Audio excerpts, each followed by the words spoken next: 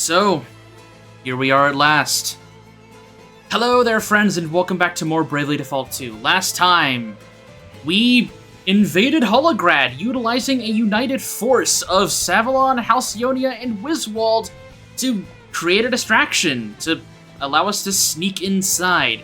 Unfortunately, the rest of the stuff I had planned for the last time didn't really go as intended, so that's really all we did.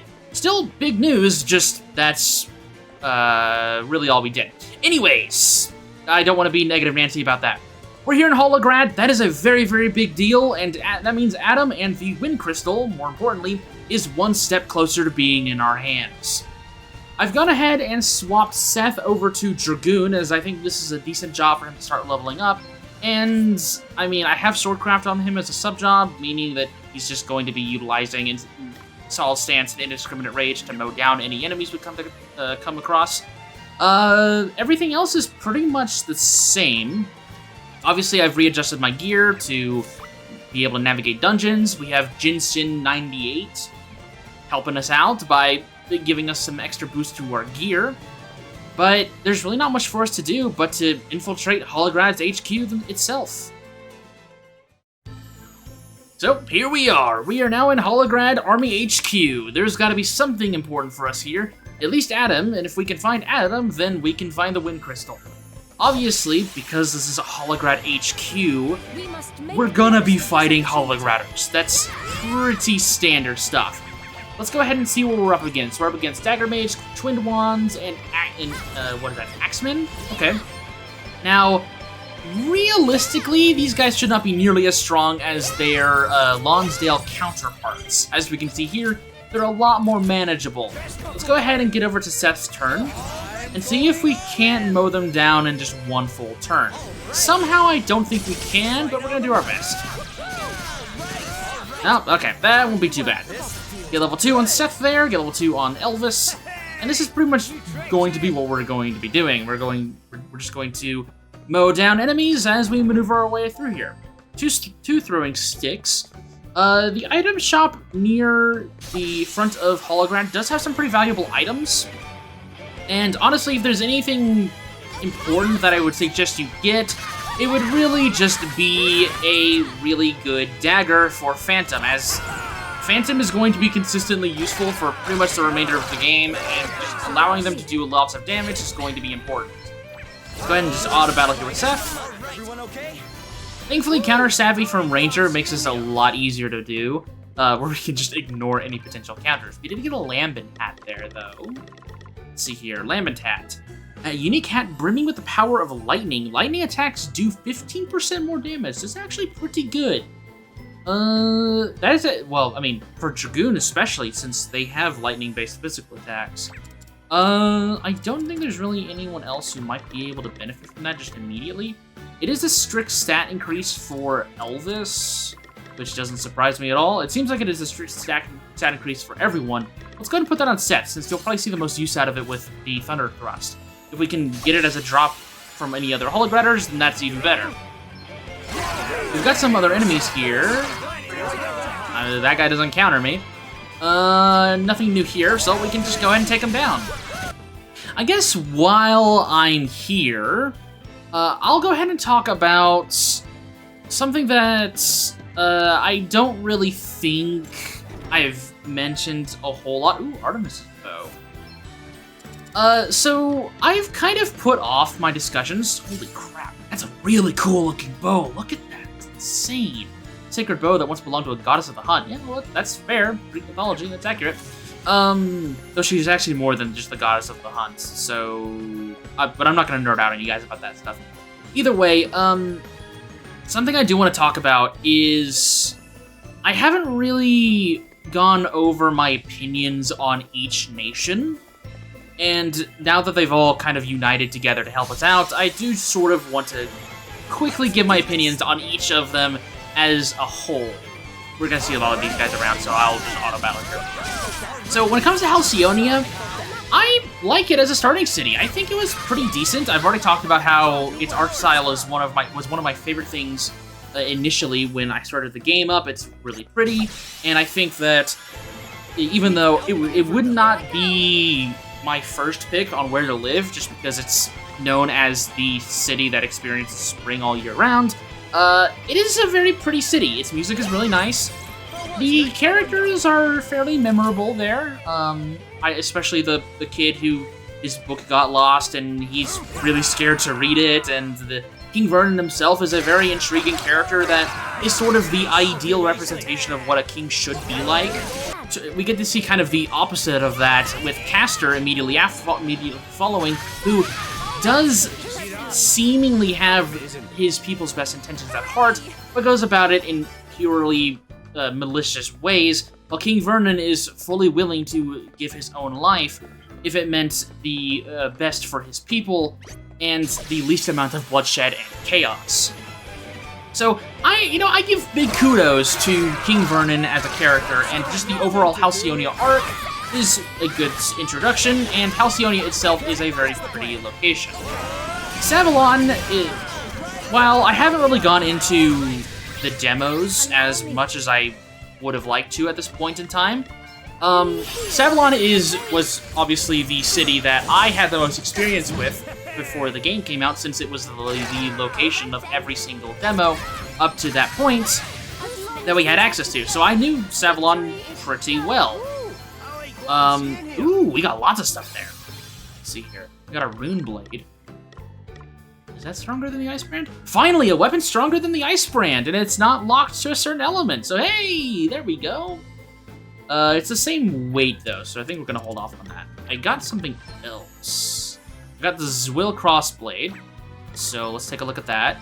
Oh, no, I just got a second Zwill Crossblade. No, I didn't get a second Zwill Crossblade. What did I get? Okay, I guess I think it was probably the bone. Either way, so my opinions on Savallon are, well, it was very familiar to me. The first time that I saw Savallon was obviously in the very first demo that the game had, and it was fine. I liked the concept of a desert oasis taken to an extreme, which was something that you wouldn't immediately think of as like, okay, we're gonna be making a desert nation. How can we make this different from the other desert nations in the Bravely franchise, which, in my opinion, are some of the most unique locations in the franchise. Not to go too far into Bravely Default 1 in a second, but Anchime and Alcampus are some of my favorite areas in both of those games, just because of how they're designed and what they look like and the architecture. And while, in my opinion, neither of those zones are really all that exciting to navigate, honestly, most of the cities aren't really all that interesting to walk around in. Their overall aesthetic is very cool, and I think Savallon follows pretty well in those footsteps, even if the concept isn't as crazy as a floating giant clock in between two mountains and a city literally comprised of nothing but college students and teachers, which is actually there actually are real world depictions of something similar to that. And Alcampus is just kind of taking that to an actual extreme. But Savallon is pretty cool. Savallon Chapter 1's story is really neat, in my personal opinion. I've already talked about how I kind of like the political intrigue where it is very obvious who is the antagonist and who isn't. And it's more of just an idea of how can we maneuver around not getting murdered and still not causing a panic with the people and getting our objective complete, which I think was pretty neat. So overall, Savallon gets a thumbs up for me. My biggest downside with Savallon is honestly just the dungeons. I don't like the camera angles. Like I'm saying here, I don't like the camera angles of the dungeons, but that's a constant negative with me. So I don't really knock too much points for Savallon there. When it comes to Wiswald, I like Wiswald quite a bit. The overabundance of trees, the idea that the trees are being grown within the city itself because of the Earth Crystal is really, really cool. And so I obviously get a lot of bonus points for that. Oh, it's, okay. I was like, where am I supposed to? No, I'm supposed to go up here. The Wiswald arc, I've actually gone into more detail about what I think about Wiswald, so I don't think I need to reaffirm that right now. When it comes to Rheimdall, again, I think I've already talked about Rheimdall a little much. In terms of the visual design, it is probably my favorite looking city that we've come across so far in Bravely Default 2. I've already talked about how I think this game has my favorite art design of the Bravely Default games. And Rheimdall is rarely where I think I cemented that opinion for the game, even after, you know, we haven't seen all the cities yet. We still hadn't gotten to Holograd, for one. So I was pretty impressed with Rheimdall. And Rheimdall's story is easily the peak of the game as of this point. In terms of story, in my personal opinion, I think it was the most shocking, it held the most weight, and it also had Martha in it, which I haven't really gone into detail why I like Martha so much. But I'm going to save that for a rainy day, because I need talking points for the rest of this series, and there's still quite a bit of game left to go.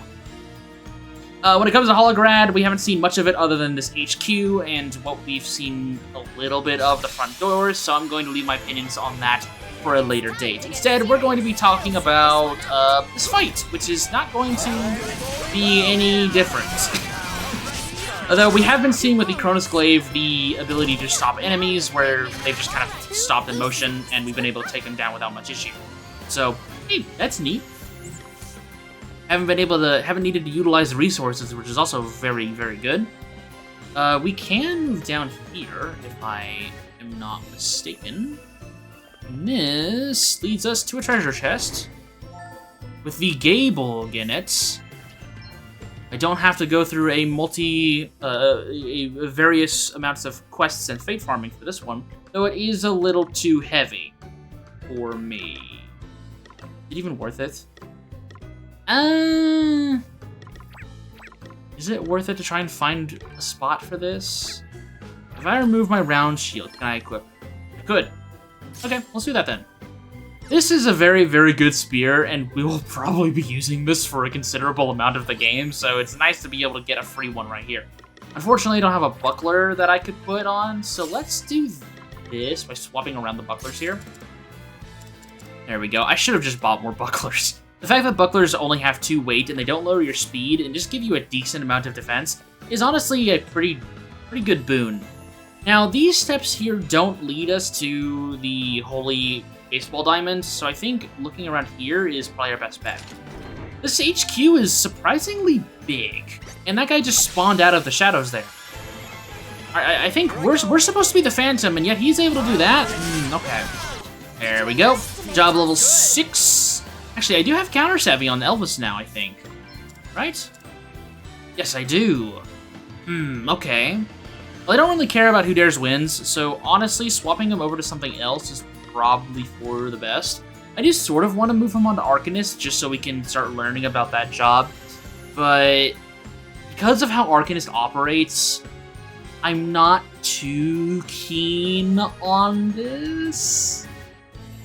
So I think what I'm gonna do instead is swap him over to Spirit Master.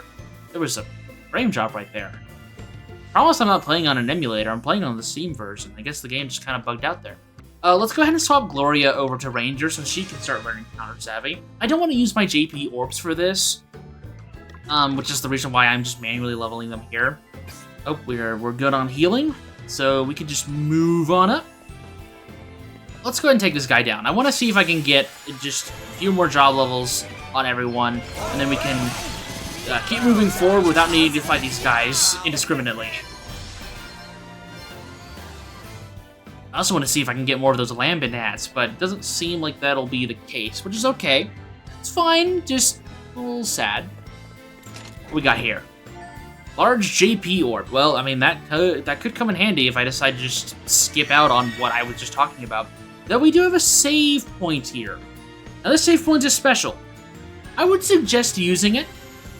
Not because there's a boss fight coming up, but you know what? I'm gonna leave it at that. I just went ahead and saved here on a separate save slot. I would suggest you do the same if you have the ability to, which you should.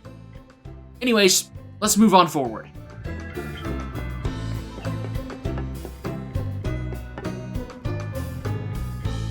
Looks like this is the point of no return.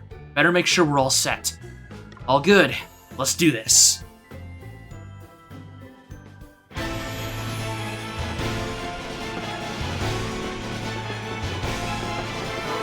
Adam! Princess Gloria. I have come to take back the Wind Crystal. It is no trinket to be used to further your own selfish ends. It is an object of sacred power. My own selfish ends? What do you know of what I mean to do with it? I would use it to unite the world, to establish a lasting peace for all through strong leadership. Do you consider that selfish? And I will achieve that end. You may stand quietly by and watch me do so, or you may die. Wait!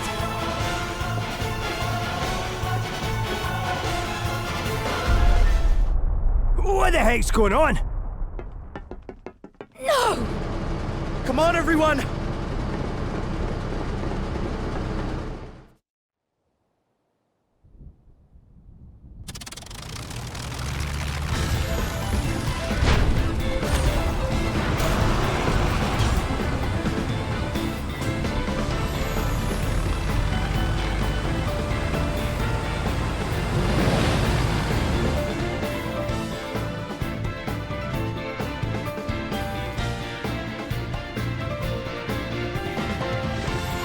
How does a whole building just take off like that? Aye, I'm struggling to get my head around it myself. All that shaking must have been us breaking free of the ground. They're using the power of the wind crystal. Well, whatever's going on, there's no turning back now. Indeed not. We must compose ourselves and prepare to push on. Yep, so Adam decided to use the wind crystal to make a flipping airship, or my bad, flying fortress. Okay. It's time to end this. Adam has the wind crystal, and it is time we took it back. He's one tough cookie, though. I mean, we all saw what he did to Sir Sloan. We really reckon we can beat him. Sir Sloan trusted us to take care of Gloria. Trusted us to take care of the world. And look at all we've overcome to get here. Sure, we can beat Adam. We have to. Oh, look at you. Listen to you, Mr. Hero. When the crystal spoke to me, it gave me a choice. I chose to live, and that decision led me here. I have to see this through. I reckon you're right. We deserve to believe in ourselves a little. And you face the world saver and you have the face of a world saver if I ever saw one. You really think so? I agree. We have proven so much together. We can do this. Together, we will defeat Adam and restore the crystal to its rightful place. And I guess we'd better get after him and end this, huh? Yeah, let's do this. We're coming for you, Adam. Yup, we're gonna be navigating an entire airship to get to Adam himself. I will go ahead and say this. This dungeon is really big. There's a lot to do here and a lot of enemies to fight. Yeah, we're not quitting today just yet. I may have left us high and dry previously, but not today. We've got a lot of exploring to do. There we go. Another step in the right direction. Alright, there we go. We got Shadowbind. We're about halfway there to getting counter savvy on Gloria. And then I'll probably just move her back to Oracle, potentially. Or maybe I'll switch over to Bastion. Who knows? I might feel extra spicy. Why are there bears in the cargo hold? 2 arms. Seriously, Adam. Why? Hang on. Let's see what you're all about. Oh, hang on. Let's actually examine all 3 of these guys. Noctawizzies, Imperial Bowmage, and the Megalodon. Okay. 3200 HP. Wow, crap ton of weaknesses. 3500 HP. 5100 HP, and there's also another guy here. Well, he will have to wait. Let's go ahead and kill these guys. Ooh, half damage spear. Okay. We do get to counter savvy the debuff there. Actually, no, it seemed like it was an ailment. Let's go ahead and magnifying glass here. That is, again, crap ton of enemies. I don't really have anything good here, actually. Let's go ahead and just default. We do have Gloria on Hunter. Let's go ahead and unequip here and see if we can't get ourselves the Artemis bow. And just have her go crazy with the bow. There we go. Elvis learned regeneration. Let's see here. Yeah, we'll just keep the bow on her for right now.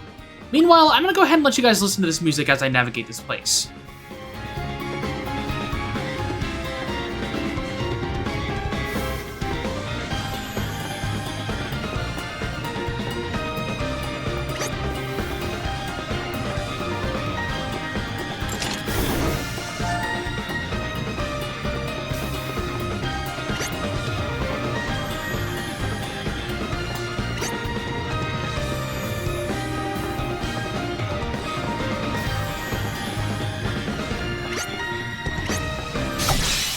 I will say it is a very interesting theme for an airship that Adam controls. This was not what I was thinking of whenever I first saw the airship that we were navigating and be like, oh hey, what is the song they're going to play for us navigating this airship? And there are a lot of comparisons that I can make when it comes to using this song. It is very funky, very jazzy, but I'm not going to make those comparisons because I am not a simpleton. I am just going to say that I like the way that Revo decided to utilize this music, and I'm going to leave it at that. I'm going to leave this tangent now, and I'm going to talk about the fact that we just finished that fight, and it was really cool. And I like this song a lot. And yeah, we're on an airship, guys. I don't know how many times I need to say it. It's really cool. Yeah, cool. Adam sucks. I don't know, but hey, but he gave us an airship dungeon, and so I'll take it. I think you can tell that my commentary has been very erratic for the past few episodes because I have been recording I've been on this recording session for a few hours now, and it is currently 3:40 in the morning, and I just can't stop playing this game, guys. I like playing this game. I don't have a problem. You have a problem. Got level 7 there on Seth. Learned Sky High. Gloria learned Aquatic Slayer. Perfect. We're 1 level away from getting Counter Savvy. Excellent. Let's see here. I know there's another. Oh, there it is. There. Okay, I was looking for the other treasure chest, and I found it. I just have to kill another bear that Adam had squared away in his cargo hold. Again, if you're going to bring bears onto your cargo hold, onto your airship, I think the cargo place is probably not the best place to put it. You know what? I haven't made an airship before. I don't think I'm qualified to give Adam a lecture on where to put his bears, but, you know, I'm just going off of instinct here. 3 remedies, pretty decent, but we can go ahead and leave the cargo hold and make our way to wherever this is, which I don't know where exactly this is. This is the living quarters. Okay. There should be a few things for us here, actually. First things first, treasure chest. You can see it. You can see its outlines just right there. A Ripper. Hey, my little Yoshi from my 1,000-Year Door playthrough that I did recently. Nice to see you back. I like that. I like that little guy a lot. Kind of was the MVP of a few of the fights. Slows down our speed by quite a bit because the Soul Crossblade gives us 10 extra speed. So if I decided to do like Godspeed Strike, this really won't be all that useful. However, it boosts our aim by 1 point, gives us a little bit of extra critical chance, and is higher damage. It's the same weight too, so it really just kind of comes down to a pick your poison thing here. It also is extra damage against humanoids, so I think I am going to put this on for right now, since we are literally in the main territory where we're going to be fighting humanoid monsters that are also much higher level than we are, as you can see by that red aura. So if they get through Seth, which some of them will since they have damaged spears, we'll be able to kill them once they get past Gloria as well. Man, I have a lot of I have like the 3 speed demon jobs outside of Thief in my party, and so everything is just going to die really fast. There we go. We now can do extra damage to humanoids. You can see that Phantom is doing nothing but just conventional attacks, and we're just seeing how much damage Adele is doing. This job is insane. I mean, obviously, again, there's way more to this job than just attacking enemies, and we will be seeing that, but holy crap. This job is so much fun. Easily one of my favorite jobs in the game. I can't seem to... I could have sworn there was a treasure chest here. Maybe I'm wrong. I guess we can enter the living quarters here. Now, okay, I will make a reference to another video game real quick. Whenever I first got in here, this airship definitely reminded me of the Ardenian Titan battleship from Xenoblade Chronicles 2 that you infiltrate very early on into that game. It obviously doesn't really have, like, narratively any real similarities, but just the overall visual style just reminded me quite a bit of it. As long as we are together, victory is guaranteed. I like the way you think, Gloria. I like the way you think. You got a Demon's Rod for taking down those undead freaks. I guess Vigentio's influence is still being seen here in the Holograd's Empire. He kept a few undead tricks for Adam himself. This increases the dark damage by 30%. Wow, okay. That's good. Also, you know, that looks like a Dark Rod. I'm not going to put that on. I'm going to put the Jade Crochet back on. And then we're going to move around here. There's gotta be something. Actually, no, hang on. I'm not crazy. There are doors to the outside. Haha. Hang on. Can I go down here instead? Yes, I can. There's like floor mats here. We can go to the outside, which we can feel the wind brushing on our face, and we can see that the ship is actively moving towards something. My guess is probably Halcyonia. We have no idea what Adam has plans to use with this airship, so it's probably nothing good. So it just gives us more reason to move as quickly as possible. So those are the steps forward, but I can guarantee that there's something out there that we need. And there's, oh god, lots of enemies have spawned in. Let's just go ahead and see if we can't take care of a few of them here. There we go, Elvis learned Re-Raise, gonna be very good. And we learned Counter Savvy on Gloria. We can take her off of this really weirdly designed Ranger job. I like the outfit itself, I just don't think it works very well for Ranger. But I'm certain by now my Ranger video will be out, but who knows? And I'll be talking about that there. Let's see here. Let's put her on Oracle again.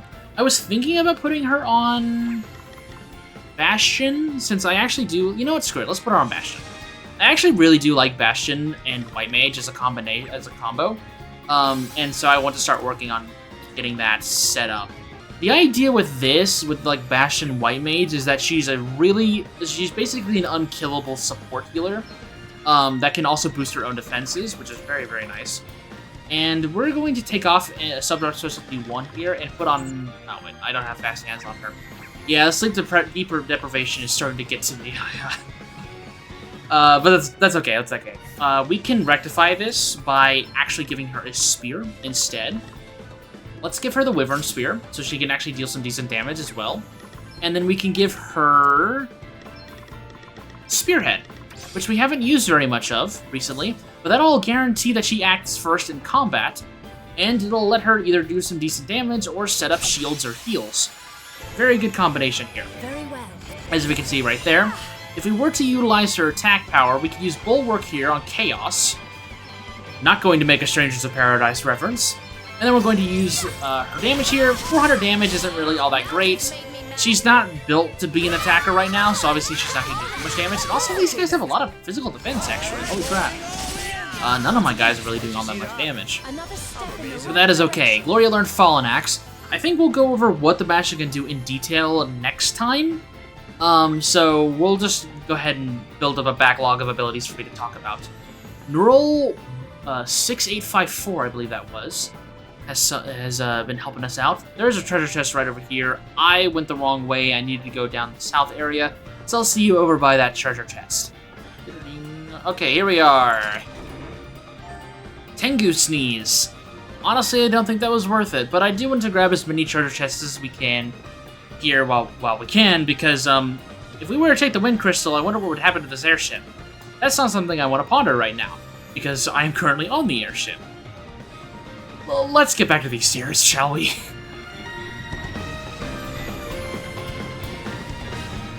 Okay, here we are. We saw these stairs, and let's see where they lead. They lead us to the Grand Hall, which, interestingly enough, is actually a safe place for us. We can see a bunch of people are just kind of gathered here.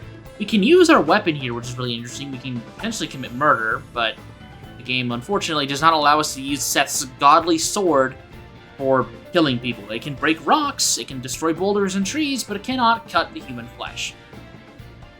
That's just a Monado. Hang on, I'm... Okay. I can tell I'm very tired. I was planning on pushing through and just wrapping up this dungeon in one setting, but I can tell that I am not going to be able to do that. I am rambling way too much. So next time on Bravely Default 2, now that we've reached a pretty decent stopping point here on Adam's airship, we are going to rest up, and then we're going to be exploring the rest of it and seeing if we can't find where that bastard is hiding. So, with that said, I'll see you soon.